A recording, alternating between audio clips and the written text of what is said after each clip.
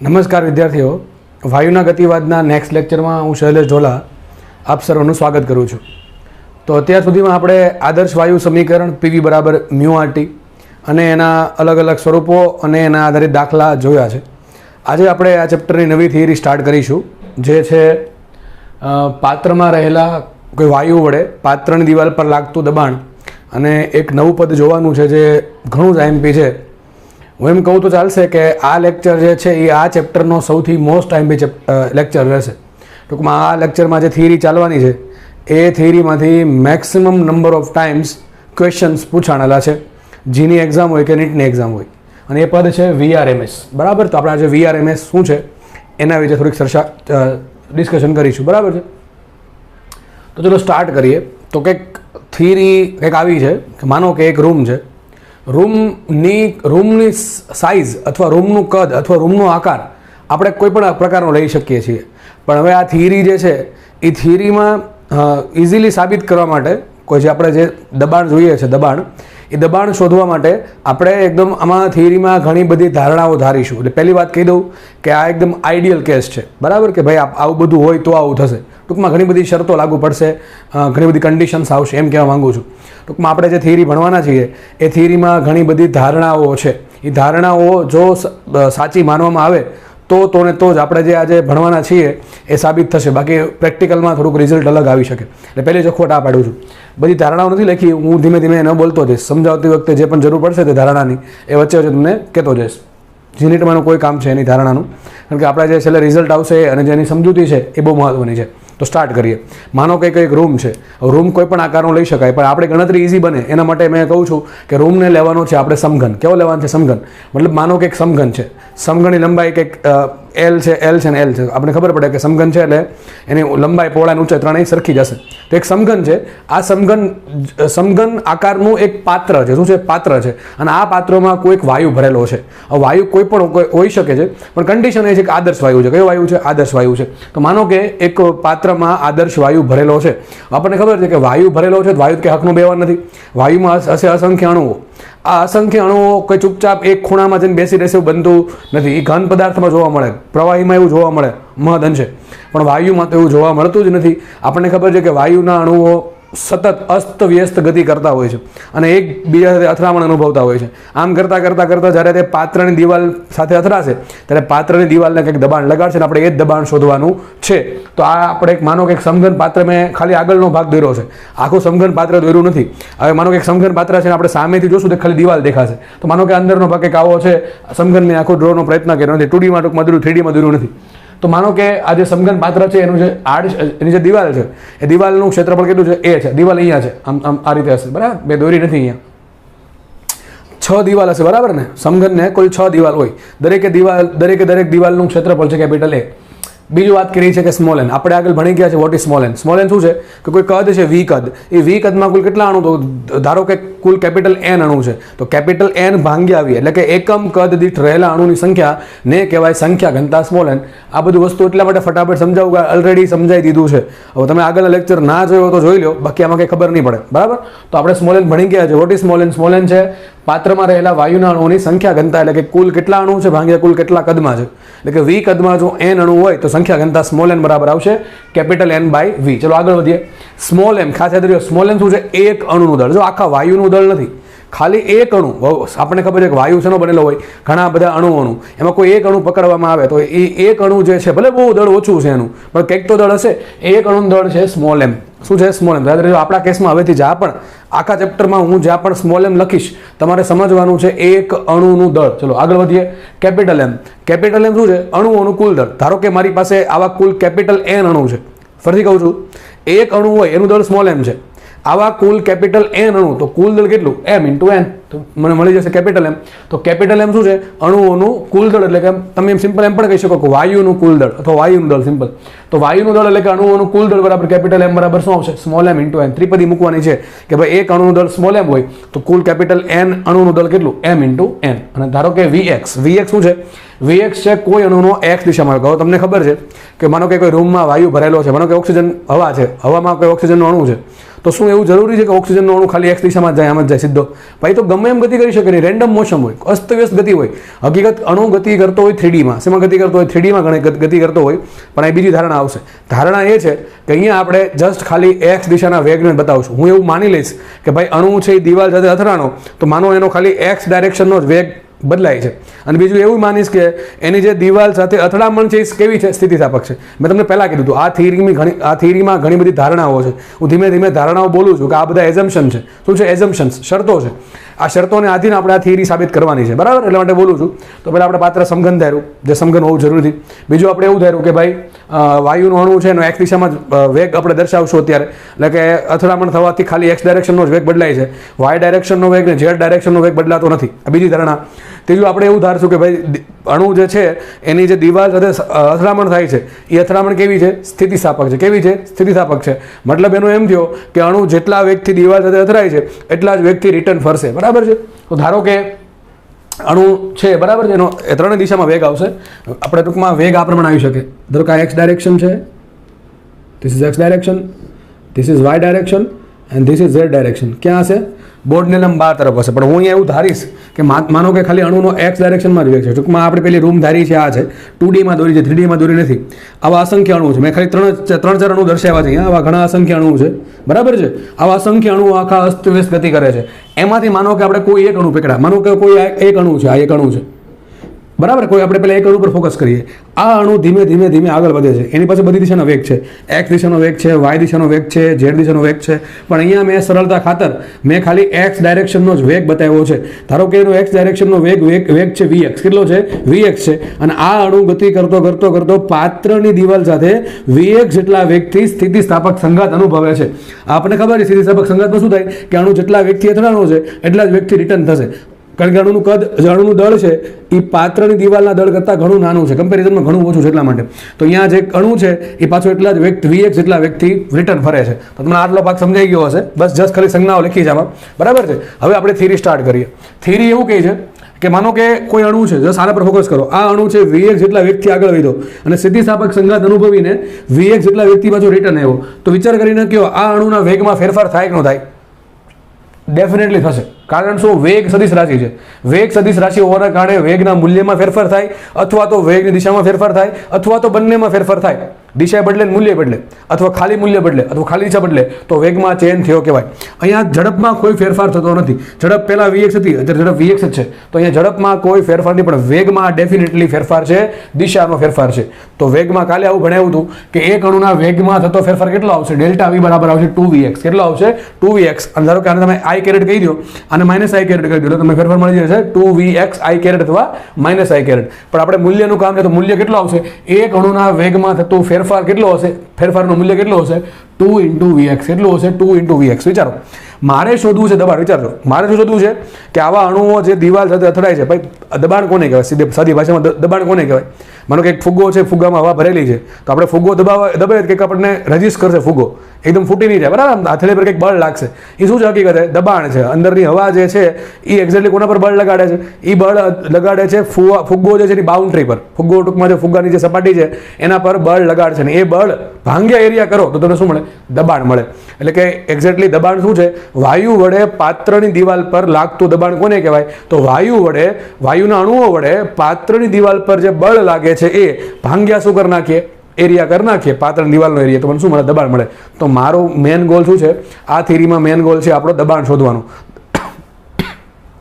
Sorry, દબાણ શોધવા માટે આપણે શું કરવું પડશે? બળ શોધવું પડશે.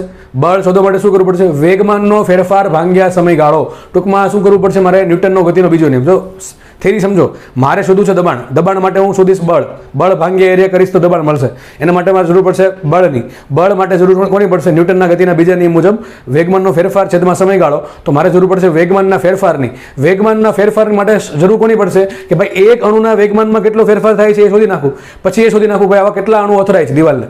તો મને શું મળી જશે? વેગમાનનો કુલ ફેરફાર. એને ભાંગ્યા શું કરીશ? સમયગાળો. તો મને શું મળશે? બળ. એને ભાંગ્યા શું કરીશ? એરિયા. તો મને શું મળશે? દબાણ. તો આ પ્રમાણે આપણે થિયરી પૂરી કરવાની છે. તો આપણે પહેલા એક અણુથી સ્ટાર્ટ કર્યું કે ભાઈ એક અણુના વેગમાં કેટલો ફેરફાર થયો? તો કે ભાઈ 2vx. એક અણુના વેગમાનમાં કેટલો ફેરફાર? વેગમાન કોને કહેવાય? P બરાબર m ઇન્ટુ વી. જો P ફોર વેગમાન એન્ડ P ફોર પ્રેશર દબાણ બે અલગ અલગ છે, બેન ભેગા નહીં કરતા, બરાબર છે. પણ આપણે મોસ્ટલી કે વેગમાન નહીં આવે, વેગમાનનો ફેરફાર જ આવશે. તો વિચારો એક અણુ છે એનું દળ, તો વિચારો આ અણુ છે અણુ છે, બરાબર છે. અણુનું દળ કેટલું છે? સ્મોલ એમ. કેટલું છે? સ્મોલ એમ. હવે અણુ દિવાલને અથડાય અને રિટર્ન આવે તો કે દળ બદલાઈ જાય નહીં, તો દળ તો એમ જ રહેવાનું છે. તો વેગમાનનો ફેરફાર થાય કોના કારણે? વેગના ફેરફારના કારણે. અને વેગમાં કેટલો ફેરફાર થયો? 2vx. તો 2vx ઇન્ટુ વેગનો ફેરફાર ગુણ્યા દળ કરી નાખું તો મને શું મળે? વેગમાનનો ફેરફાર. તો લખવું છે એક અણુના વેગમાનમાં થતો ફેરફાર બરાબર શું આવશે? m into delta V. Delta V કેટલા છે? 2vx. આપણને એક સૂત્ર મળી ગયું કે ભાઈ એક અણુ છે એ એક અણુ દિવાલને અથડાઈને રિટર્ન થશે, સ્થિતિસ્થાપક સંઘાત અનુભવશે, તો એ એક અણુના વેગમાનમાં આટલો ફેરફાર હશે. પણ મારે તો શોધવાનું છે બળ. મારે બળ ખાલી એનું શોધવાનું કે એક અણુ વડે કેટલું બળ લાગે. મારે તો એ શોધવાનું છે કે ભાઈ જેટલા બી અણુઓ અથડાતા હોય દિવાલને, એ અથડાતા અણુઓ વડે દિવાલ પર કેટલું બળ લાગે. તો મારે એક અણુના વેગમાનનું કોઈ કામ નથી. મારે કામ કોનું છે? બધા અણુ જેટલા બી અણુ અથડાય છે દિવાલને, આ એક દિવાલને જેટલા બી અણુ અથડાય છે એ બધાના વેગમાનમાં કેટલો ફેરફાર થાય છે. તો કંઈ નહીં, આપણે આ સમીકરણ ઘડીક મૂકી દઈએ. આ શું કામ લાગશે આપણને? આ એક અણુનો વેગમાનનો ફેરફાર મળી ગયો. હવે મને ખબર પડી જાય કે આટલા 5 અણુ અથડાણા તો ગુણ્યા 5 કરી દઈશ. હું એવું નક્કી કરી નાખું કે 10 અણુ અથડાણા તો ગુણ્યા 10 કરી દઈશ. એક અણુ અથડાય તો આટલો વેગમાનનો ફેરફાર થાય. બસ એટલી ખબર પડી ગઈ મને.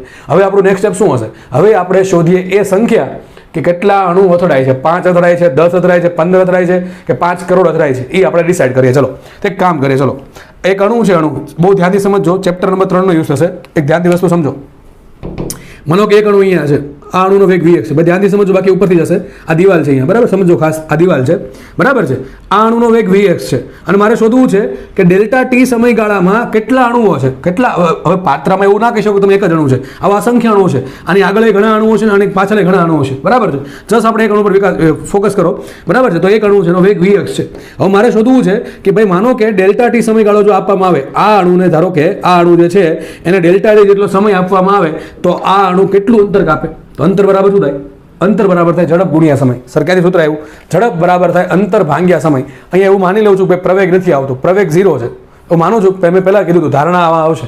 ધારણા એ છે કે અણુ ખાલી x ડાયરેક્શનમાં વેગ બદલે છે. એટલે કે આપણે જસ્ટ એવું માનો કે અણુ ખાલી x ડાયરેક્શનમાં ગતિ કરે છે. વચ્ચે ભાઈ વિચારો, અણુ ડાયરેક્ટલી દિવાલ સાથે ના અથડાય, એની આજુબાજુમાં રસ્તામાં ઘણા બધા અણુ આવતા હોય, એની સાથે ઘણી બધી અથડામણ થતી હોય. એ આપણે થિયરી ભણશું ચેપ્ટરના એન્ડમાં, બરાબર? સરેરાશ મુક્ત ત્યારે જોશું. અત્યારે એવું જસ્ટ માની લો કે આઈડિયલી કે અણુ છે ડાયરેક્ટલી દિવાલ સાથે અથડાય છે, બરાબર? જસ્ટ એવું માની લો થિયરી સમજવા માટે. તો આ એક અણુ છે, મારે એને દિવાલ સાથે અથડાવવો છે. તો દિવાલ સાથે અથડાવવો છે કેટલા સમયમાં? ડેલ્ટા ટી સમયમાં. ડેલ્ટા ટી સમયમાં જો આને દિવાલ સાથે અથડાવવું હોય તો એનો વેગ કેટલો હશે? તો વેગ બરાબર એટલે કે ઝડપ બરાબર અંતર ભાગ્યા સમય. તો અંતર બરાબર શું થાય? ઝડપ ગુણ્યા સમય. તો કેટલું અંતર કાપશે? ધારો કે અંતર કાપે છે l. કેટલું અંતર કાપે l? તો l બરાબર શું આવશે? હું ડાયરેક્ટ લખું છું અથવા લખી દઉં છું અહીંયા. અંતર બરાબર શું આવશે? ઝડપ ગુણ્યા સમય. શું આવશે? ઝડપ ગુણ્યા સમય. ઝડપ કેટલી છે? vx into delta T. vx into delta T. મતલબ આનો એમ થયો કે માનો કે કોઈ અણુ પાસે કોઈ અણુનો વેગ vx છે અને એને ડેલ્ટા ટી સમયમાં જો દિવાલ સાથે અથડાવવું હોય તો એ વધુ આટલો દૂર હોવો જોઈએ. કેટલો દૂર હોવો જોઈએ? vx into delta T. કારણ કે આનાથી વધારે અંતર આવશે, આનાથી વધારે અંતર હશે તો એ અહીંયા પહોંચી નહીં શકે, દિવાલ સાથે અથડાશે નહીં. તો સાબિત શું થયું આના પરથી? બહુ મહત્વની વાત સાબિત થઈ છે કે ભાઈ કોઈ અણુ કે જે દિવાલથી l અંતરે છે અને એનો વેગ vx છે અને એને જો ડેલ્ટા ટી સમયમાં દિવાલ સાથે અથડાવવું હોય તો એ વધુ l એટલે કેટલા અંતર દૂર હોવો જોઈએ? vx ઇન્ટુ ડેલ્ટા ટી જેટલા અંતર દૂર હોવો જોઈએ. આટલું અંતર દૂર હોવો જોઈએ, l અંતર. એની પછીના જે અણુ છે એ દિવાલ સાથે ડેલ્ટા ટી સમયમાં નહીં અથડાય, એ પછી ડેલ્ટા ટી કરતાં વધારે સમયમાં અથડાશે. અને બીજી વાત, આની જે આગળના અણુઓ છે એ તો ડેફિનેટલી અથડાવાના જ છે. તો આપણે આ શું શોધી નાખ્યું? આપણે આ શોધી નાખ્યું અંતર, કે દિવાલથી વધુ કેટલું એવું અંતર છે કે જ્યાં vx જેટલા વેગનો અથવા vx જેટલી ઝડપનો અણુ ડેલ્ટા ટી સમયમાં દિવાલ સાથે ચોક્કસપણે અથડાશે. તો આટલા અંતર દૂર હોવો જોઈએ. કેટલો અંતર દૂર હોવો જોઈએ? vx into delta. એક કામ કરીએ તો આપણે બને નાખી બાઉન્ડ્રી. ધારો કે અંતર l છે, તો મતલબ એમ થયો કે આટલા ભાગમાં જેટલા બી અણુઓ છે એ બધા દિવાલ સાથે અથડાશે. કેટલા સમયમાં? ડેલ્ટા ટી સમયમાં. બધાનો વેગ કેટલો છે? vx છે. તો મતલબ સાબિત શું થયું કે આટલા ભાગમાં જેટલા બી અણુઓ છે એ ડેલ્ટા ટી સમયગાળામાં દિવાલ સાથે અથડાશે. પણ મારે કામ કોનું છે? એની સંખ્યા. મારે સંખ્યા શોધવી છે કે આટલા ભાગમાં અણુ કેટલા છે. વિચારો, મારી પાસે સંખ્યા ઘનતા છે, મને સંખ્યા ઘનતા ખબર છે. સંખ્યા ઘનતા ખબર હોય ને સંખ્યા જોતી હોય તો જરૂર કોની પડે? સ્મોલ n બરાબર કેપિટલ N બાય v. મારે જોઈએ છે કેપિટલ એન, તો સૂત્ર શું આવશે? કેપિટલ એન બરાબર આવશે એન ઇન્ટુ વી. શું આવશે? N into V. ટૂંકમાં મને તો સંખ્યા ઘનતા ખબર છે, યાદ રાખજો આ કેસમાં આપણે પાત્રમાં રહેલા વાયુની સંખ્યા ઘનતા ખબર છે, તો મને એન તો ખબર છે, મારે શોધવું શું પડે? વી. ટૂંકમાં મારે આટલા ભાગનું કદ શોધવું પડે. શું શોધવું પડે? કદ. વિચારો એક સમઘન છે, લંબાઈ કેટલી છે? લંબાઈ એલ છે, અને એનું કદ શું થાય? કદ શું થાય? લંબાઈ ગુણ્યા પહોળાઈ ગુણ્યા ઊંચાઈ. પણ વિચારો આ પહોળાઈ, ફરીથી કહું છું, આ લંબાઈ થઈ ગઈ, આ ઊંચાઈ થઈ ગઈ, પાછળ પહોળાઈ હશે, જે કદાચ તમને દેખાશે નહીં. બરાબર? એક કામ કરે કે તમને ડ્રો કરી દઉં છું હું. આટલો ભાગ ડ્રો કરું છું, કંઈક આવું હશે ને.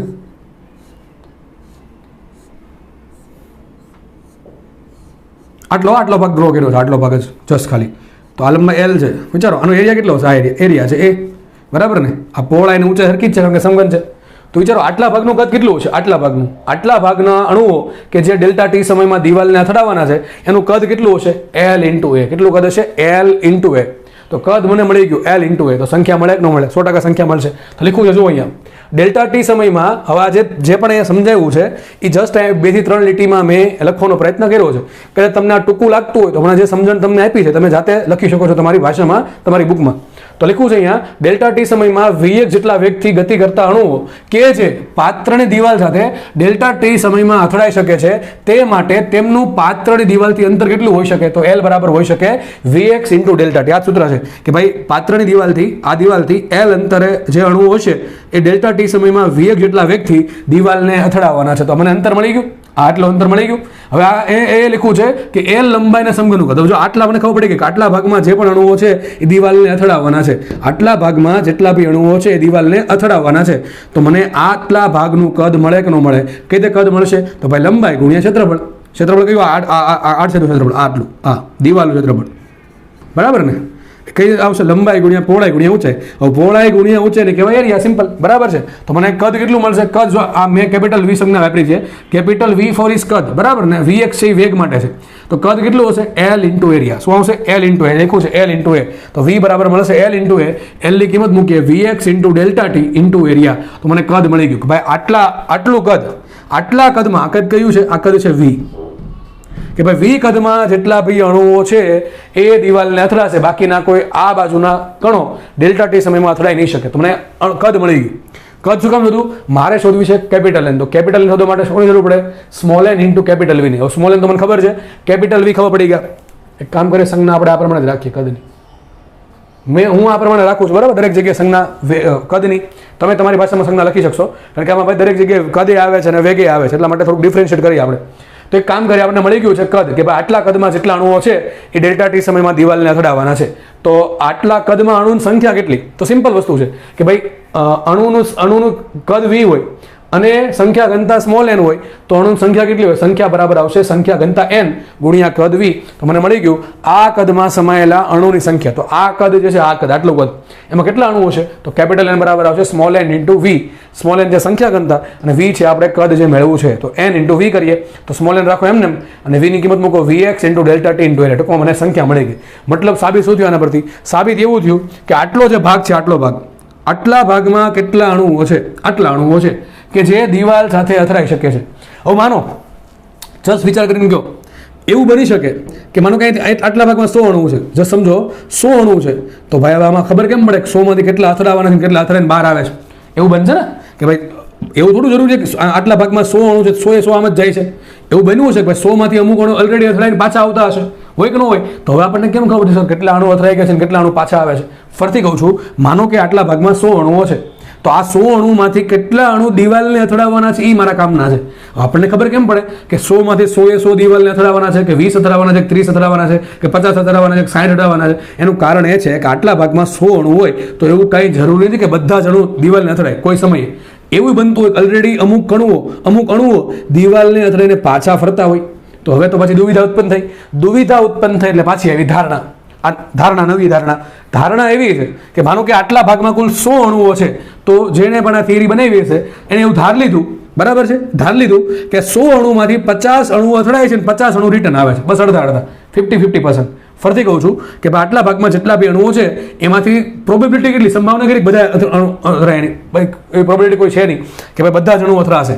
તો હવે ધારણા શું લેવા? ધારણા એવું લેવા કે આવું ધારતા કે n અણુઓમાંથી અડધા અણુઓ જ દિવાલ સાથે અથડાય છે, તો દિવાલ સાથે ડેલ્ટા ટી સમયમાં અથડાતા અણુની સંખ્યા કેટલી? n/2. ફરીથી કહું છું, આ n શું છે? આ n છે આટલા કદમાં કેટલા અણુઓ છે કે જે દિવાલને અથડાઈ શકે છે. દિવાલને અથડાઈ શકે એની અણુની સંખ્યા છે કેપિટલ N. પણ એમાંથી ધારણા શું છે હવે કે માનો કે ભાઈ અડધા અણુ અથડાય છે, અડધા અણુ અથડાવાના છે અને અડધા અણુ રિટર્ન આવે છે. કેટલા સમયમાં? ડેલ્ટા ટી સમયમાં. બરાબર છે. તો મને સંખ્યા મળી ગઈ જે દિવાલ સાથે અથડાય છે. જો ધારણા એવી ભાઈ મેં પહેલા કીધું તો આ થિયરી આખી ધારણા બેઝ છે, એઝમ્પશન છે, કન્ડિશન છે, શરતો છે. તો અણુની સંખ્યા મને મળી ગઈ કે ધારો કે n/2 અણુ અથડાય છે અને n/2 અણુ રિટર્ન આવે છે. તો ખરું કેટલા અણુ સંખ્યા હતી? આટલા અણુ હતા n(Vx delta T into area. ભાગ્યા શું કરી નાખું? 2 કરો તો મને શું મળશે? અણુની સંખ્યા કે જે હવે ડેલ્ટા ટી સમયમાં દિવાલને અથડાવવાના છે. તો મને સંખ્યા મળી ગઈ. આ બધું કેમ છે તું? અરે ભાઈ યાદ કરો, આ શું હતું કે એક અણુ દિવાલને અથડાય તો એના વેગમાનમાં ફેરફાર થાય આટલો m × 2Vx. હવે મને ખબર પડી ગઈ કે મારી પાસે આટલા અણુઓ જે છે n(Vx ડેલ્ટા ટી a/2) આટલા અણુઓ ડેલ્ટા ટી સમયમાં દિવાલને અથડાવવાના છે. શું છે? દિવાલને અથડાવવાના છે. તો એક અણુના વેગમાનમાં આટલો ફેરફાર થાય તો આ બધા અણુ અથડાવવાનાથી પાક્કું છે. આટલા તો ડેફિનેટલી અથડાશે જ તે. બરાબર છે. તો આ બધાના કારણે બધાના વેગમાં કેટલો ફેરફાર થાય? તો લખવું છે ડેલ્ટા ટી સમયમાં દિવાલ સાથે અથડાતા અણુઓના વેગમાનમાં થતો કુલ ફેરફાર. ટૂંકમાં બધા અણુઓ અથડાય એક પછી એક ડેલ્ટા ટી સમયમાં આટલા અણુ અથડાય તો દરેકના કારણે દરેકના વેગમાનમાં કેટલો ફેરફાર થાય? તો ત્રિપદી મૂકવાનું છે કે એક અણુના વેગમાનમાં આટલો ફેરફાર થાય તો આ બધાના વેગમાનમાં કેટલો ફેરફાર થાય? તો વેગમાનનો કુલ ફેરફાર મને મળી ગયો કે એક અણુના વેગમાનમાં થતો ફેરફાર ગુણ્યા અણુઓની કુલ સંખ્યા કે જે અથડાવવાના છે. તો આટલા અથડાય છે ઇન્ટુ એકના વેગમાનમાં આટલો ફેરફાર થાય. આ બેનો ગુણાકાર, આ પદ અને આ પદનો ગુણાકાર કર્યો તો મને મળી ગયું ડેલ્ટા પી. ડેલ્ટા પી બરાબર શું આવશે? એક અણુના વેગમાનનો ફેરફાર m(2Vx) ઇન્ટુ અથડાતા અણુની કુલ સંખ્યા n(Vx ડેલ્ટા ટી a/2). બેનો ગુણાકાર કર્યો એટલે જવાબ કંઈક આવો આવશે. અહીંથી શું ઉઠશે લગભગ કંઈ નહીં, બે ઉડી જશે. તો મને વેગમાનનો ફેરફાર મળી ગયો. વેગમાનનો ફેરફાર બરાબર શું આવશે? nm(Vx2a) × delta T. આટલું મને વેગમાનનો ફેરફાર મળ્યો. ભાઈ ડેલ્ટા ટી સમયમાં જે પણ અણુ અથડાય છે એના વેગમાનમાં આટલો ફેરફાર થશે. તો વેગમાનનો ફેરફારનું આપણે કોઈ કામ નથી. કામ કોનું છે? બળનું. તો બળ કઈ રીતે મળે? ન્યૂટનનો ગતિનો બીજો નિયમ. તો સૂત્ર શું છે? દિવાલ પર લાગતું બળ. F બરાબર શું આવશે? ડેલ્ટા p/ડેલ્ટા ટી. તો વેગમાનનો ફેરફાર ભાંગ્યા કરીએ સમયગાળો તો મને શું મળશે? બળ. તો બળ બરાબર શું આવશે? તો ભાઈ વેગમાન આટલું ભાંગ્યા કરીએ સમયગાળો, સિમ્પલ ડેલ્ટા ટી ઉડી જશે તો શું આવશે? nm(Vx2) × area. તો આટલું બળ લાગશે ભાઈ કોના પર? જે પાત્રની દિવાલ છે એના પર અણુઓ વડે આટલું બળ લાગે. કેટલું? n × m × Vx2 × area. આટલું બળ લાગશે. આપણે કામ છે દબાણનું કે ભાઈ અણુઓ વડે પાત્રની દિવાલ પર કેટલું દબાણ લાગે. તો દબાણ કોને કહેવાય? દબાણ બરાબર બળ ભાંગ્યા એરિયા. તો બળ કેટલું છે? આટલું. એને ભાઈ શું કરીએ? એરિયા કરે તો એરિયા ઉડી જશે. શું આવશે? nm(Vx2). તો મને છેલ્લો જવાબ મળી ગયો કે ભાઈ પાત્રમાં રહેલા અણુઓ વડે પાત્રની દિવાલ પર આટલું બળ લાગશે. કેટલું લાગશે? nm(Vx2). કેટલું બળ લાગશે? nm(Vx2). મગજમાં રાખવાનું છે બધાએ ફરજિયાત. બરાબર. તો સૂત્ર મને મળી ગયું nm(Vx2). n શું છે? સંખ્યા ઘનતા. સ્મોલ m શું છે? એક અણુનું દળ. અને Vx2 શું છે? અણુનો x ડાયરેક્શનમાં જે વેગ છે એનો વર્ગ છે. nm(Vx2). થઈ ગયું. તો આ થિયરી તમે વ્યવસ્થિત સ્ક્રીનશોટ પાડી લો. હું આટલો ભાગ પૂછીને આગળ વધારીશ આ થિયરીને. બરાબર. થોડીક હજી આપણે એમાં ઘણું બધું સાબિત કરવાનું છે અને પછી આપણે મોસ્ટ IMP વસ્તુની ડિસ્કશન કરીએ. ચલો તો ફટાફટ આનો તમે સ્ક્રીનશોટ વ્યવસ્થિત લઈ લો સારી ક્લિયરિટીમાં, જેથી તમને લખવામાં સરળતા રહે. બરાબર છે? ઓકે ચલો.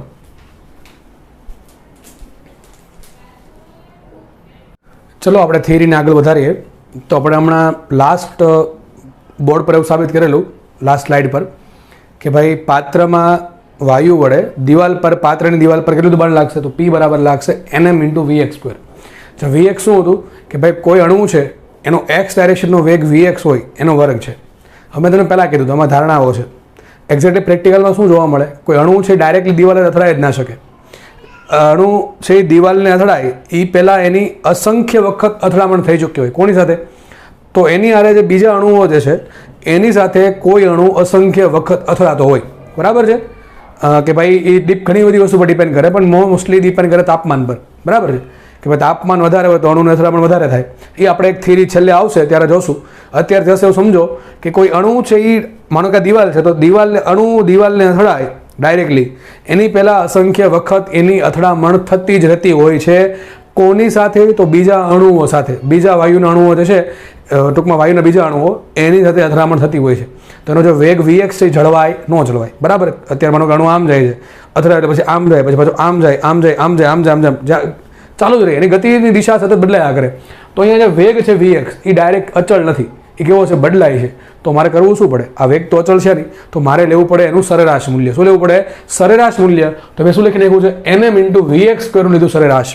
સરેરાશ આવવાનું કારણ સમજો કે એનો જો એક્સ ડાયરેક્શનનો વેગ છે એ સતત અચળ હોય નહીં, બીજા અણુઓની સાથેની અથડામણના કારણે વાયુના વેગમાં સતત વધારો ઘટાડો થયા કરતો હોય, બરાબર. જ્યારે અથડાય ત્યારે વેગ 0 થાય, પછી ધીમે ધીમે વેગ કદાચ વધે અથવા અચળ રહે, ફરી પાછો અથડાય ત્યારે થોડાક સમય પછી વેગ 0 થઈ જાય, આવું થાય. એટલે એક્સ ડાયરેક્શનનો વેગ, વાય ડાયરેક્શનનો વેગ અને ઝેડ ડાયરેક્શનનો વેગ સતત બદલાયા કરે, એટલા માટે લેવું પડે એનું સરેરાશ મૂલ્ય. તો મેં લખ્યું છે વીએક્સની જગ્યાએ શું લખ્યું છે, વીએક્સ સ્ક્વેરની જગ્યાએ શું લખ્યું છે, વીએક્સ સ્ક્વેરની સરેરાશ. તો આને મેં સમીકરણ નંબર 1 આપ્યું. નેક્સ્ટ ધારણા, નવી ધારણા એવી છે કે વાયુ જે છે એ કેવો છે, હોમોજીનિયસ ને આઇસોટ્રોપિક. લગભગ ગુજરાતી થાય સમાંગ અને સમદિગ્ધર્મી. હોમોજીનિયસ એટલે સમાંગ અને આઇસોટ્રોપિક એટલે કેવો થઈ છે, સમદિગ્ધર્મી, બરાબર છે. તો વાયુ જે કેવો છે, હોમોજીનિયસ અને આઇસોટ્રોપિક છે. કેવો છે, હોમોજીનિયસ અને આઇસોટ્રોપિક.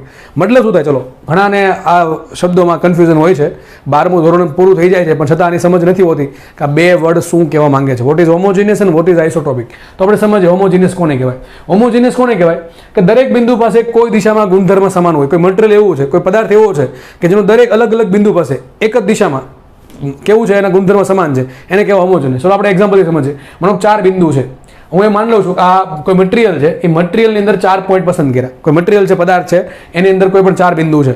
આ 4 બિંદુ પાસે, અને માની લો કે આ મટીરિયલ કેવું છે, હોમોજીનિયસ છે. તો મિનિંગ એવો થાય કે આ જે 4 બિંદુઓ છે, આ 4 બિંદુઓ પાસે 4 બિંદુ પાસે કોઈ એક દિશામાં ગુણધર્મ સમાન. હવે ગુણધર્મ સમાન કોઈ પણ ગુણધર્મ હોઈ શકે, એ ઘનતા હોઈ શકે, એ વેગ હોઈ શકે, એ એની વિસ્કોસિટી હોઈ શકે, કોઈ પણ હોઈ શકે. હું તમને ખાલી કહું છું કે માનો કે આ બિંદુ પાસે એનું ગુણધર્મ 3 છે, તો એક્સ ડાયરેક્શનમાં, તો આ બિંદુ પાસે એક્સ ડાયરેક્શનમાં 3 જ હશે, અહીંયા 3 જ હશે, અહીંયા 3 જ હશે. તો આને હોમોજીનિયસ કહેવાય. દરેક બિંદુ પાસે, દરેક અલગ અલગ બિંદુ પાસે કોઈ એક દિશામાં ગુણધર્મ સમાન હોય. હવે માનો કે આ વેગ સમજો, ચલો વેગ સમજો કે માનો કે આ અણુ જે છે એનો એક્સ ડાયરેક્શનમાં વેગ 3 છે, તો આનો એક્સ ડાયરેક્શનમાં વેગ 3 જ હશે, આનો એક્સ ડાયરેક્શનમાં વેગ 3 જ હશે, આનો 3 જ હશે, બરાબર છે. હવે વાય દિશામાં વેગ સરખો હોવો જરૂરી નથી, કોઈ પણ હોઈ શકે. ધારો કે વાય દિશામાં વેગ 4 છે, અહીંયા 4 છે, અહીંયા 4, અહીંયા 4, અહીંયા 4, બરાબર. ધારો કે અહીંયા વેગ છે 2 ઝેડ ડાયરેક્શનમાં, અહીંયા 2, અહીંયા 2, અહીંયા 2. તો આ મટીરિયલને કહેવાય હોમોજીનિયસ. ખબર પડી ગઈ કોને કહેવાય હોમોજીનિયસ? અલગ અલગ બિંદુ પાસે કોઈ એક દિશામાં ગુણધર્મ સમાન હોવા. ગુણધર્મ કોઈ પણ હોઈ શકે, મેં કીધું પ્રમાણે વેગની વાત કરતો હોય તો વેગ હોઈ શકે, ઘનતા હોઈ શકે, કોઈ પણ વસ્તુ હોઈ શકે, બરાબર છે. તાપમાન પણ હોઈ શકે ઇવન, બરાબર. તો માનો કે એક્સ ડાયરેક્શનમાં વેગ બધાને 3 છે, વાય ડાયરેક્શનમાં વેગ બધા બિંદુ પાસે 4 છે, અને ઝેડ ડાયરેક્શનમાં વેગ દરેક અણુ પાસે અથવા દરેક બિંદુ પાસે 2 છે. તો આ એવો પદાર્થ બન્યો કે જેમાં અલગ અલગ બિંદુ પાસે કોઈ એક જ દિશામાં વેગ અથવા ગુણધર્મ સમાન છે. બીજી દિશામાં ગુણધર્મ અલગ હોઈ શકે છે, પણ બીજી દિશામાં, બધી દિશામાં દરેક પોઈન્ટ પાસે સરખો હોવો જોઈએ. બસ અલગ અલગ દિશામાં ગુણધર્મ અલગ અલગ હોય, પણ અલગ અલગ બિંદુ પાસે એક જ દિશામાં ગુણધર્મ સમાન હોય, એને કહેવાય હોમોજીનિયસ. મેં તમને એક્ઝામ્પલ આપીને સમજાવ્યું. હવે બીજો વર્ડ સમજીએ, આઇસોટ્રોપિક. આઇસોટ્રોપિક મટીરિયલ કોને કહેવાય? માનો કે કોઈ મટીરિયલ આઇસોટ્રોપિક છે, એટલે કે ગુજરાતીમાં થાય સમદિગ્ધર્મી મટીરિયલ છે, પદાર્થ છે. તો એનો મિનિંગ એવો થાય કે કોઈ એક જ બિંદુ પાસે બધી દિશામાં ગુણધર્મ સમાન હોવા. આમાં શું હતું? અલગ અલગ બિંદુ પાસે એક જ દિશામાં ગુણધર્મ સમાન હતા. જ્યારે આમાં શું છે? આમાં એવું છે કે એક જ બિંદુ પાસે તમામ દિશામાં ગુણધર્મ સમાન હોય, એને કહેવાય આઇસોટ્રોપિક. સર એક્ઝામ્પલ આપો. ચલો એક્ઝામ્પલ આપીએ. માનો કે અહીંયા મટીરિયલ આઇસોટ્રોપિક છે, તો આ બિંદુ પાસે ધારો કે એક્સ ડાયરેક્શનમાં વેગ 3 છે, તો વાયમાં 3 હશે, ઝેડમાં 3 હશે. જો અહીં ઊંધું છે, જો બરાબર છે. તો આ કેવું મટીરિયલ કહેવાય? આઇસોટ્રોપિક. ચલો બીજું બિંદુ છે, બીજા બિંદુ પાસે ધારો કે એક્સ ડાયરેક્શનમાં વેગ 4 છે, તો વાયમાં 4 હશે, ઝેડમાં 4 હશે. જો ફરક છે, બેમાં ઘણો બધો ફરક છે. હોમોજીનિયસ છે એ આઇસોટ્રોપિક હોવું જરૂરી નથી, અને જે આઇસોટ્રોપિક છે એ હંમેશા હોમોજીનિયસ હોવું જરૂરી નથી. બે અલગ અલગ વસ્તુ છે, બરાબર છે, બે અલગ અલગ વસ્તુ છે.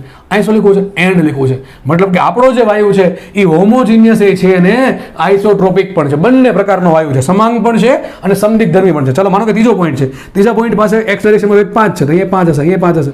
તો કે અહીંયા વેગ 2 છે, 2 છે, 2 છે બધી દિશામાં. તો જો હોમોજીનિયસ છે એ આઇસોટ્રોપિક નથી, અને આઇસોટ્રોપિક છે એ હંમેશા હોમોજીનિયસ નથી, બરાબર છે. હા હોઈ શકે, હોમોજીનિયસ વાયુ આઇસોટ્રોપિક હોઈ શકે, અને આઇસોટ્રોપિક મટીરિયલ છે એ હોમોજીનિયસ હોઈ શકે, પણ બંને માટે હંમેશા નથી ભાઈ હોમોજીનિયસ છે તો આઇસોટ્રોપિક હશે જેવું નથી. પણ આપણો જે વાયુ છે એવો છે, બેનો સરવાળો છે. ટૂંકમાં વાયુ છે એ હોમોજીનિયસ છે, અને વાયુ છે એ આઇસોટ્રોપિક છે. મતલબ શું થાય કે વાયુ પાસે દરેક બિંદુ પાસે દરેક દિશામાં ગુણધર્મ સમાન છે. મતલબ કે આ બિંદુ પાસે વેગ 3 3 3, આ બિંદુ પાસે 3 3 3, આ બિંદુ પાસે 3 3 3, આ બિંદુ પાસે 3 3 3, 3 3 3, બરાબર. ટૂંકમાં એવો જે વાયુ છે કેવો છે હોમોજીનિયસ પ્લસ આઇસોટ્રોપિક. અને આપણે 11th ઇવન એન્જિનિયરિંગમાં પણ જે લોકો આગળ ભવિષ્યમાં એન્જિનિયર બનશે એ લોકો એન્જિનિયરિંગમાં પણ ઘણા બધા મટીરિયલ સાથે ડીલ કરશે અને ત્યારે કોઈ થિયરી જસ્ટ સમજવાની આવશે ત્યારે મોસ્ટલી પહેલાં કન્ડિશન આવી જશે જે મટીરિયલ જે આપણે ધારીએ છીએ થિયરી માટે એ મટીરિયલ કેવું છે હોમોજીનિયસ અને આઇસોટ્રોપિક છે.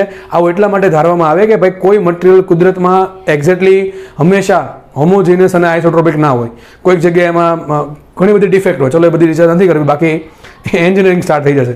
ઓકે, ચલો તો આપણે જે વાયુ ધારશું અથવા આમ તો આપણે 11-12માં જે આપણે મટીરિયલ ધારશું એ ઓલવેઝ કેવું ધારશું મોસ્ટલી હોમોજીનિયસ અને આઇસોટ્રોપિક ધારશું. તો આપણો જે વાયુ છે એ વાયુ પણ કેવું ધાર્યો છે મેં હોમોજીનિયસ અને આઇસોટ્રોપિક. આવું એટલા માટે ધાર્યું છે કે હોમોજીનિયસ અને આઇસોટ્રોપિક વાયુ હશે તો દરેક અણુનો વેગ શું હશે? દરેક અણુનો વેગ સરખો હશે. જો મેં શું કીધું હતું હોમોજીનિયસ અને આઇસોટ્રોપિક બે છે તો મતલબ શું થાય? એક બિંદુ પાસે દરેક દિશામાં ગુણધર્મો સમાન, બીજા બિંદુ પાસે પણ ગુણધર્મો કેવા? પહેલા બિંદુ જેવા. ટૂંકમાં હોમોજીનિયસ અને આઇસોટ્રોપિક બેનું કોમ્બિનેશન છે. તો ઇન શોર્ટ આપણે એવું ધારતા કે મટીરિયલ છે સોરી જે વાયુ છે કેવો છે? હોમોજીનિયસ છે અને આઇસોટ્રોપિક છે. ત્રણેય દિશામાં વેગ સરખો હશે, બરાબર છે? જેટલો વેગ x ડાયરેક્શનમાં એવરેજ વેગ છે એટલો જ y ડાયરેક્શનમાં છે, એટલો z ડાયરેક્શનમાં છે. અહીંયા જ સમજાવ્યું છે કે મટીરિયલ હોમોજીનિયસ અને આઇસોટ્રોપિક હશે તો દરેક બિંદુ પાસે દરેક દિશામાં મટીરિયલને ગુણધર્મ એટલે વેગ હોઈ શકે, ઘનતા હોઈ શકે, સરખું હશે. તો ત્રણેય દિશાનો વેગ થઈ ગયો સરખો, બરાબર છે? તો ત્રણેય દિશાનો વેગ સરખો હોય તો એનો શું થશે? એનો જે વર્ગ છે એની સરેરાશ પણ કેવી આવે? સરખી આવે. તો vx² ની સરેરાશ બરાબર vy² ની સરેરાશ બરાબર vz² ની સરેરાશ. હવે મારા કામ એક એ છે કે મારે છે ને અહીંયાથી જે વેગ છે vx એ હટાવીને મારે વાયુનો કુલ વેગ લાવવો છે. કુલ વેગ છે v. કુલ વેગ શું છે? v છે. આ vx શું બતાવે? ખાલી વાયુનો વેગ, વાયુના અણુનો x ડાયરેક્શનનો વેગ બતાવે. મારે નથી કરવું. મારે શું કરવું છે? મારે એ સમીકરણમાં વાયુનો કુલ વેગ v નાખવો છે, બરાબર છે? તો આપણને ખબર છે કે ભાઈ વાયુનો ધારો કે વેગ v છે, સદિશ v છે અને ત્રણ ઘટક હશે vx, vy અને vz. અને સદિશ સ્વરૂપ શું થશે? સદિશ સ્વરૂપ આવું કે સદિશ v બરાબર શું? સદિશ vx + સદિશ vy + સદિશ vz. સદિશ v બરાબર આવશે સદિશ vx + સદિશ vy + સદિશ vz. આવું આપણે ચેપ્ટર 3 માં 4 માં ઓલરેડી ભણી ચૂક્યા છીએ. આ ત્રણેય ઘટક એકબીજાને કેવા હોય? ત્રણેય ઘટક હશે એકબીજાને લંબ. તો એનું મૂલ્ય કેટલું આવશે? તો v² બરાબર આવશે vx² + vy² + vz². પણ અહીંયાનો સરેરાશ છે તો આ સમીકરણમાં પણ મારે સરેરાશ લાવવી પડશે. તો એક કામ કરીએ, ઉપરના સમીકરણમાં આ સમીકરણ આપણે સરેરાશ લઈએ. જેમ આપણે વિકલન કરતા કે અલગ અલગ પદનું વિકલન કરીએ એમ અહીંયા સરેરાશ મૂકશું તો v² ની સરેરાશ આવશે v² સરેરાશ એવરેજ ઓફ v², બરાબર, ઇઝ ઇક્વલ ટુ અહીંયા આવશે કુલ સરેરાશ. હવે જે સરવાળો બાદબાકી સરેરાશ બધા અલગ અલગ પદને અલગ અલગ આપી શકો. તો આ પદની સરેરાશ આવશે vx² ની સરેરાશ + vy² ની સરેરાશ + vz² ની સરેરાશ. પણ આપણે હમણાં જોઈ ગયા કે vx² ની સરેરાશ બરાબર vy² ની સરેરાશ બરાબર vz² ની સરેરાશ છે. એક કામ કરીએ, આ બંને જે vx, vy અને vz² ની સરેરાશ છે એની જગ્યાએ આ સમીકરણ શું મૂકી દઈએ? vx² ની સરેરાશ. એ શું આવશે? vx² ની સરેરાશ. અહીંયા પણ શું આવશે? vx² ની સરેરાશ.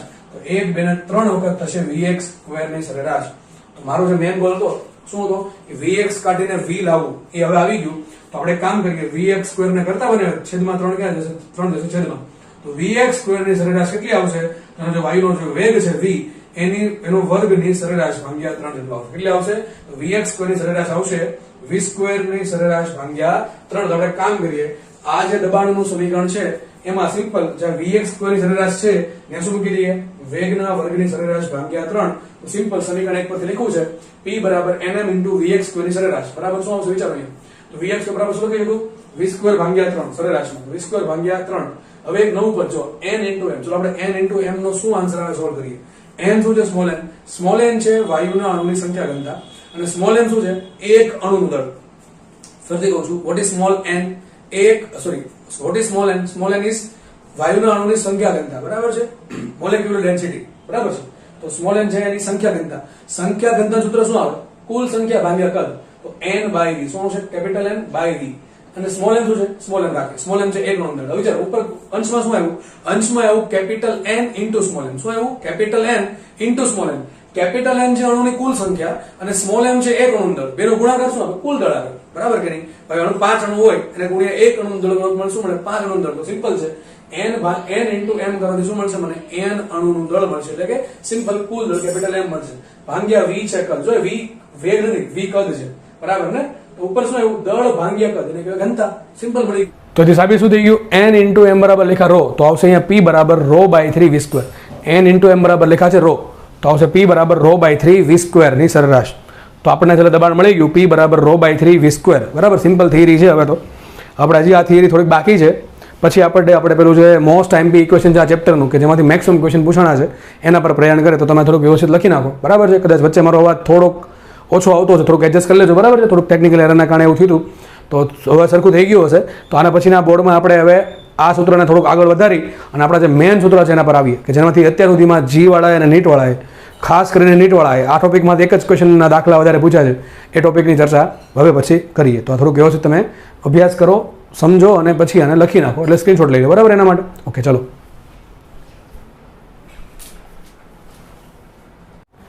ચલો આપણે તો ટોપિકમાં આગળ વધીએ. તો આપણે લાસ્ટ છે સાબિત આવું કરેલું કે પી બરાબર શું હતું, 1/3 ઇન્ટુ રો ઇન્ટુ સરેરાશ V². હવે અહીંયા જે પદ આવ્યું છે ને એને VRMSR લેવા દેવા છે. એક કામ કરીએ, આજે સરેરાશ V² છે એને આપણે બનાવીએ કરતા. તો સરેરાશ V² બરાબર શું આવશે, 3p/ρ. સરેરાશ V² બરાબર આવશે 3p/ρ. આ V² છે એનો એકમ શું હોય, વેગનો વર્ગ, એટલે મીટર સ્ક્વેર પર સેકન્ડ સ્ક્વેર. મારે V² નું કોઈ કામ નથી, મારે કામ છે વીનું, વેગનું. તો હું શું કરીશ, બે બાજુ કાઢીશ વર્ગમૂળ. તો અહીંયા સરેરાશ V² નું વર્ગમૂળ કાઢ્યું તો આ બાજુ પણ વર્ગમૂળ નીકળશે, તો આન્સર આવશે √3p/ρ. અને આ જે પદ આવ્યું ને એને નવું નામ આપ્યું VRMS. શું નામ આપ્યું, VRMS. તો ઇન શોર્ટ તમને ખબર પડી ગઈ કદાચ ઉપર છેલ્લી કે VRMS બરાબર શું છે, √3p/ρ. હવે આનો જન્મ ક્યાંથી થયો, આને કેમ આવું નામ આપ્યું, VRMS. એમાં RMS શું છે એ આપણે હવે સમજીએ, બહુ જ આઈએમપી વસ્તુ છે, સમજી લો શાંતિથી. તો આપણી પાસે શું હતું, આપણી પાસે હતું વેગના વર્ગની સરેરાશ, એનું જે વર્ગમૂળ છે એને નામ આપ્યું આપણે VRMS. VRMSમાં જે R છે એને કહેવાય રૂટ, રૂટ એટલે વર્ગમૂળ, M એટલે કે mean, M for mean, mean એટલે કે સરેરાશ, અને S ફોર સ્ક્વેર, સ્ક્વેર એટલે વર્ગ. કરવાનું છે ઊંધું. કઈ રીતે કરવાનું છે, માનો કે મારી પાસે વેગ છે, મારી પાસે શું છે, V છે, V. પેલા ભલે નામ RMS છે પણ કરવાનું ઊંધું. Root mean square, full form થાય રૂટ મીન સ્ક્વેર, કરવાનું ઊંધું, સ્ક્વેર મીન રૂટ. માનો કે મારી પાસે ખાલી વેગ V છે, શું છે, મારી પાસે વેગ V છે, એનો સ્ક્વેર કરું, શું મને મળી ગયું, V² મળી ગયું.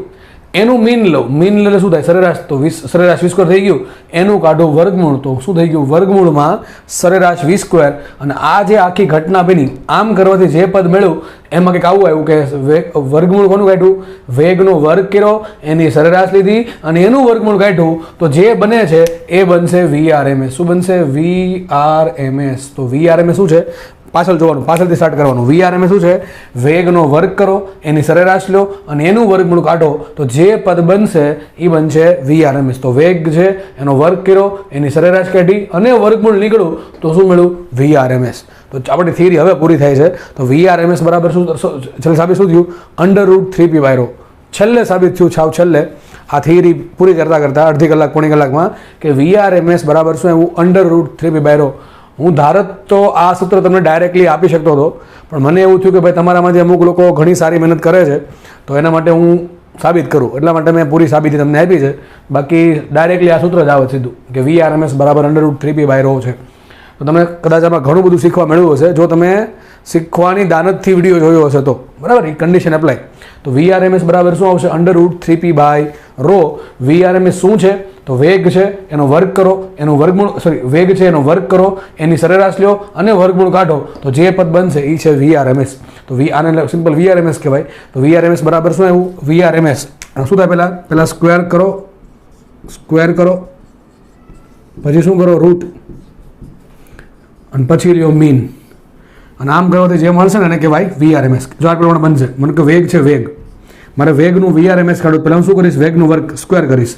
જે પણ એવું નહીં ખાલી વેગ, તમારે કોઈ પણનું RMS શોધવું છે તો શું કરશો, પહેલાં કરશો એનું સ્ક્વેર. માનો કે મારે વેગનું RMS શોધવું તો હું વેગનું શું કરીશ, સ્ક્વેર કરીશ. તો વેગનું સ્ક્વેર થઈ ગયું, ઓકે. પછી શું કાઢીશ એનું, ઊંધું થઈ ગયું નહીં થોડુંક, અહીંયા રૂટ આવશે ને, અહીં પહેલાં મીન આવશે, મીન પછી રૂટ આવશે, ઓકે. તો સ્ક્વેર મીન રૂટ, અહીંયા આવશે મીન, પછી આવશે રૂટ, ઓકે. તો પહેલાં આપણે શું કરીએ, સ્ક્વેર કરીએ, જેનું પણ VRMS કાઢવું છે, જેનું પણ RMS કાઢવું છે એનો ધરો આપણે વેગનું કાઢવું, પહેલાં વેગનો સ્ક્વેર કર્યો, પછી શું લઈશું, બે બાજુ ટૂંકમાં એનું લઈશ સરેરાશ, વેગના વર્ગની સરેરાશ, અને પછી કાઢી વર્ગમૂળ. તો આ જે પદ છે એને કહેવાય સિમ્પલ VRMS. અહીંયા સમજાયું છે. તો ઇન શોર્ટ છેલ્લે સાબિત શું થયું, VRMS બરાબર √3p/ρ. એ બાજુમાં બીજા બે સૂત્ર લખ્યા છે, ક્યાંથી આવ્યા છે બહુ મહત્વની વાત છે. વાત રહી સૂત્રની, તો VRMSના કુલ 3 સૂત્ર બન્યા. એક બન્યું √3p/ρ, એક બન્યું 3RT/MO અને એક બન્યું 3kBT/m. ઊંઘમાંથી જગાડીને પૂછે તોય તમને આ સૂત્ર આવડવા જોશે, કારણ કે મોસ્ટ આઈએમપી કેટલી બધી વખત આ સૂત્ર આધારિત જીમાં અને નીટમાં રિપીટેડ ક્વેશ્ચન પૂછાયેલા છે. તો આ ચેપ્ટરનો સૌથી મોસ્ટ આઈએમપી ભાગ છે આ સૂત્ર આરએમએસનું. VRMS બરાબર એક તો આખું મેં સાબિત કર્યું. અત્યાર સુધી આપણે જે પણ ભણ્યા છીએ એ જસ્ટ ખાલી આટલું સાબિત કરવા કે VRMS બરાબર શું છે, √3p/ρ. તો સાબિત થઈ ગયું. હવે આ બે સૂત્ર ક્યાંથી આવ્યા ચલો શોધીએ આપણે. તો આપણને ખબર છે આદેશવાળી સમીકરણ શું છે, PV બરાબર μRT. એક કામ કરીએ, ઘનતા કાઢી નાખવી છે તો એની જગ્યાએ શું લખાય, PV બરાબર μRT માં μ શું આવશે, m/mo RT.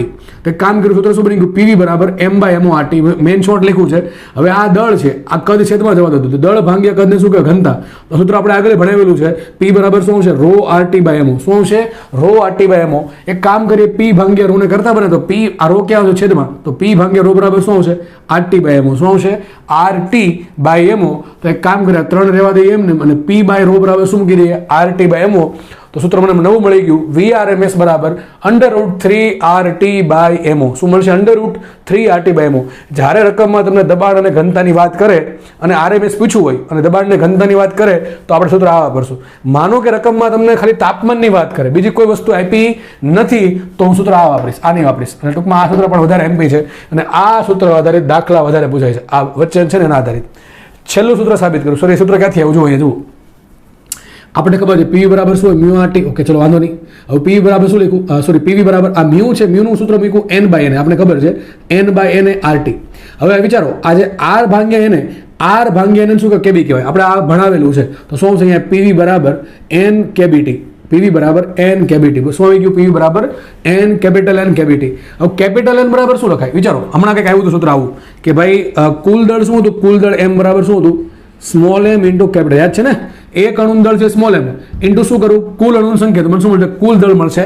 તો કેપિટલ M બરાબર small m into capital N. એક કામ કરીએ, કેપિટલ કોને કરતા, કેપિટલ N ને કરતા બનાવે, કેપિટલ બરાબર શું આવશે, કેપિટલ M ભાગ્યા સ્મોલ n. શું, કેપિટલ M ભાગ્યા સ્મોલ m ઇન્ટુ કેપિટી. માનું છું આ સૂત્ર યુઝ કર્યું છે અહીંયા અમે, બરાબર છે.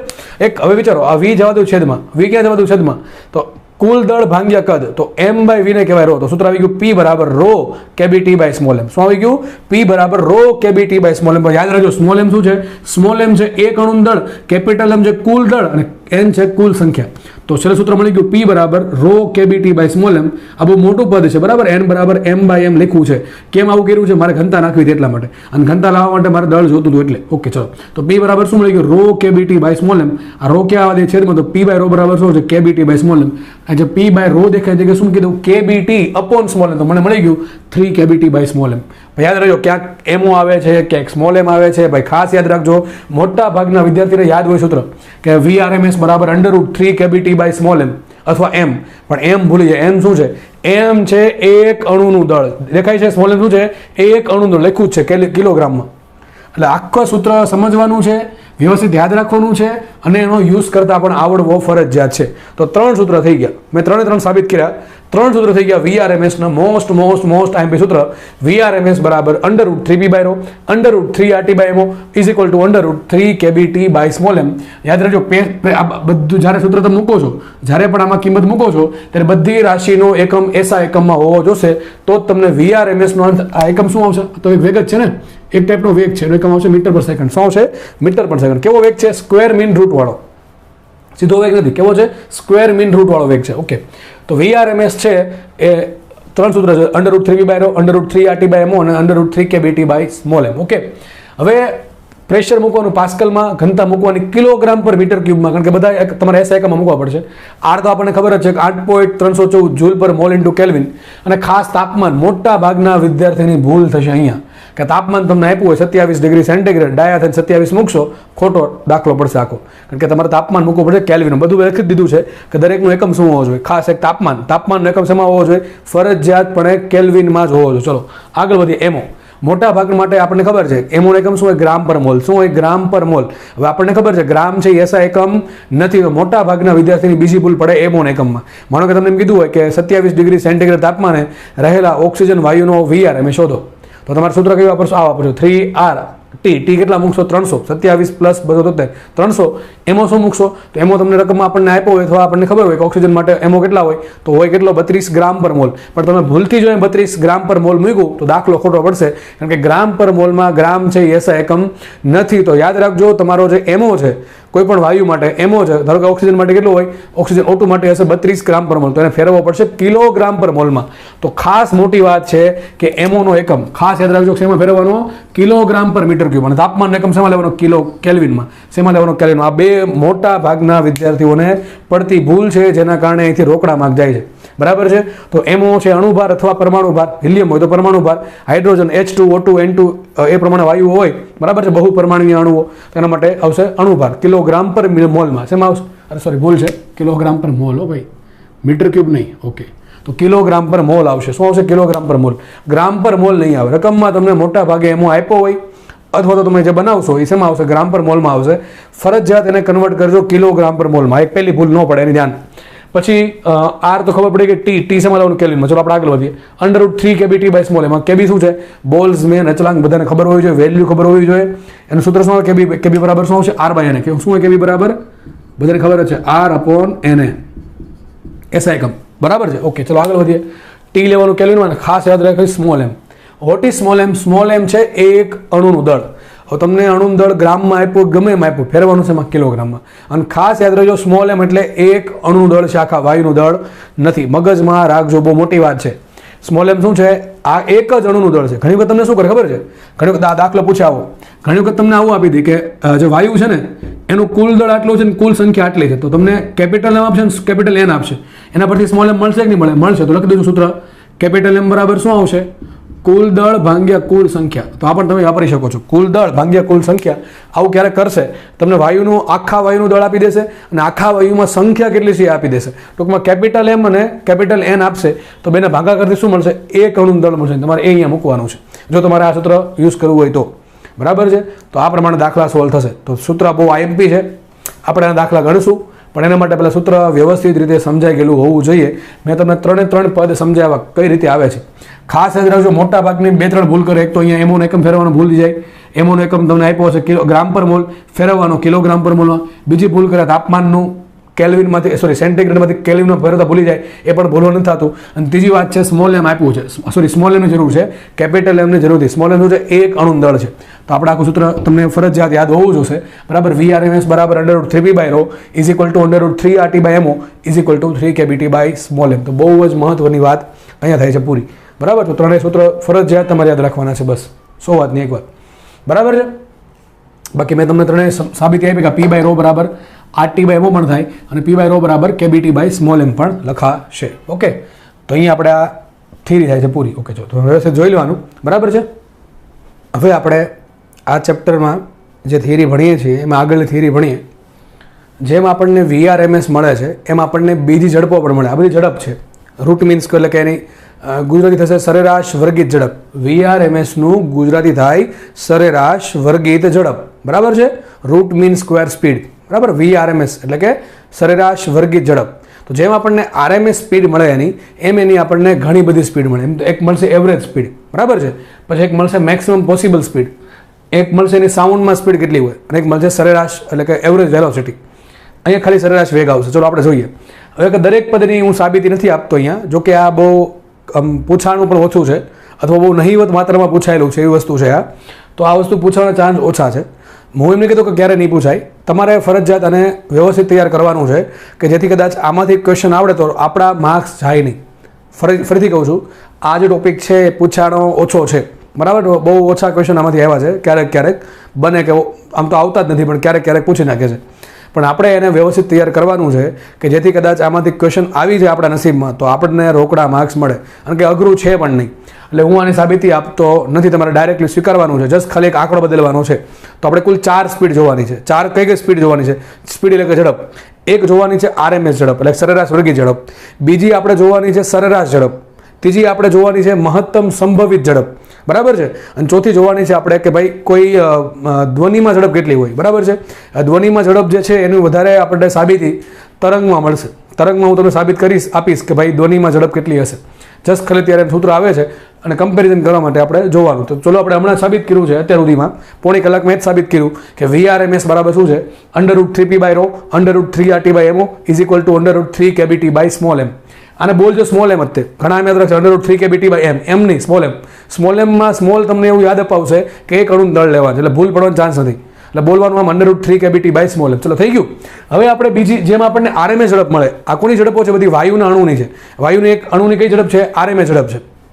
બીજી વાયુના અણુની સરેરાશ ઝડપ. તો તમારે શું કરવાનું છે? અહીંયા જ્યાં 3 આવે છે ત્યાં મૂકી દેવાના 8/π. શું મૂકી દેવાના? 8/π. ફરીથી કહું છું, VRMS ના સૂત્રમાંથી તમારે સરેરાશ ઝડપ, હજી કહું છું સરેરાશ ઝડપ છે, સરેરાશ વેગની વાત કરતો નથી. સરેરાશ ઝડપનું સૂત્ર મેળવવું હોય તો RMS ના સૂત્રમાં, VRMS સૂત્રમાં જ્યાં 3 દેખાય છે ત્યાં મૂકી દો 8/π. તો સૂત્ર અહીંયા બની જશે સરેરાશ ઝડપ બરાબર √8p/π is equal two √8RT/πmo is equal two √8 kBT/πm. ટૂંકમાં યાદ આપણે કંઈ યાદ રાખવાનું, યાદ જશે એટલું યાદ રાખવાનું છે કે 3ની જગ્યાએ 8/π મૂકવાના. ચલો બીજી ઝડપ, તો સરેરાશ ઝડપ પૂરી. હવે બીજી મળે સંભવિત ઝડપ, કે ભાઈ વાયુના અણુઓ ગતિ કરે છે એમાંથી મેક્સિમમ પોસિબલ વેલ્યુ કયો છે ઝડપની? કારણ કે RMS ઝડપ તો શું બતાવે એનું? RMS ઝડપ જેવી હકીકત હોય નહીં. ઝડપ એની કઈ હોય? v હોય. કઈ હોય? v. વેગ જે છે 3 ઘટક વાળે આપણે જે ભણી ગયા, આ તો બધી ગણતરી કરવા માટે આપણે ઝડપો બનાવેલી છે, બરાબર છે. બાકી વાયુના અણુ પાસે કોઈ પણ ઝડપ હોઈ શકે, કોઈ પણ સમય હોઈ શકે અને સતત બદલાતી હોય, કારણ કે વાયુનો અણુ સતત અથડામણ અનુભવતો હોય છે. એટલે 1 સેકન્ડમાં તો કેટલી બધી વખત એની ઝડપ બદલાઈ ગઈ હોય છે, બરાબર છે. એટલે હવે એ આપણે તો જજ ના કરી શકીએ કે ભાઈ કેટલી ઝડપ 1 સેકન્ડમાં બદલાતી હશે કે કેટલી થતી હશે. એટલા માટે આ બધી ઝડપો આવે છે. આપણે એવું જજ માની શકીએ કે વાયુનો અણુ RMS ઝડપથી ગતિ કરતો હશે, એવું જજ ગણતરી કરી શકીએ. એટલા માટે આ બધી ઝડપો આપણે શોધી છે. તો ત્રીજી ઝડપ છે સંભવિત ઝડપ. સંભવિત ઝડપમાં કંઈ છે નહીં, જે ઉપર આપણે RMSમાં 3 દેખાય છે ત્યાં 2 મૂકવાના છે. તો સૂત્ર બનશે √2p/ρ is equal two √2RT/mo is equal two √2 kBT/m. તો 3ની જગ્યાએ 8/π મૂકો તો મળશે સરેરાશ ઝડપ. 3ની જગ્યાએ 2 મૂકશો તો મળશે સંભવિત ઝડપ. અને ચોથી ઝડપ બાકી છે એ છે ધ્વનિની ઝડપ, એટલે વેલોસિટી ઓફ સાઉન્ડ, બરાબર છે. સાઉન્ડ વેલોસિટી અથવા વેલોસિટી ઓફ સાઉન્ડ. એમાં શું કરવાનું? જ્યાં 3 દેખાય છે ત્યાં મૂકવાનો છે ગેમા. ગેમા શું છે? કદાચ તમને ખબર હોય, ના ખબર હોય, મને ખબર નથી, પણ અત્યારે કદાચ ખબર ના હોય તો ચાલશે, કારણ કે આ ચેપ્ટરમાં અને થર્મોડાયનેમિક્સમાં તમને ગેમા વિશે બહુ વધારે ડિટેલમાં હું સમજાવીશ. તો ગેમા એક્ઝેક્ટલી છે CP/CV. What is CP, what is CV? I don't know, you know that. મને નથી ખબર કે તમને ખબર કે નથી ખબર, બરાબર છે. તો CP/CV વિશે આપણે આ ચેપ્ટરમાં ભણશું અને થર્મોડાયનેમિક્સ થોડી વધતી ઓછી વાત કરશું. અત્યારે જો સમજી લો ગેમા એક સંખ્યા છે. શું છે? ગેમા એક સંખ્યા છે. તો જે 3 દેખાય છે ત્યાં તમે ગેમા મૂકી દો તો તમને શું મળશે? સાઉન્ડની ઝડપ, એટલે કે ધ્વનિ ઝડપ. તો સૂત્ર આવશે √γp/ρ √γRT/mo is equal two √γ kBT/small m. પણ આ સૂત્ર વાપરવા માટે કન્ડિશન છે તો જ તમે વાપરી શકો. એના માટે પ્રક્રિયા સમોષ્મી હોવી જોઈએ, બરાબર, રેડિયાબેટિક હોવી જોઈએ. એ તરંગમાં વાત કરશું. ઓકે, તો ચલો આપણે 4 ઝડપ મળી મને. VRMS એટલે કે સરેરાશ વર્ગીય ઝડપ, રૂટ મીન સ્ક્વેર ઝડપ. બીજી મળી સરેરાશ ઝડપ. ત્રીજી મળે છે આપણને સંભવિત ઝડપ. અને ચોથી મળે છે ધ્વનિની ઝડપ. VRMSમાં આગળ 3 આવે છે, સરેરાશ ઝડપમાં આગળ 8/π આવે છે, સંભવિત ઝડપમાં આગળ 2 આવે છે અને ધ્વનિ ઝડપમાં આગળ ગેમા આવે છે. બસ આટલો ફરક છે. બાકી પાછળના સૂત્ર કેવા છે? સરખા છે. √ અને p/ρ વાળા બધા સૂત્ર સરખા છે.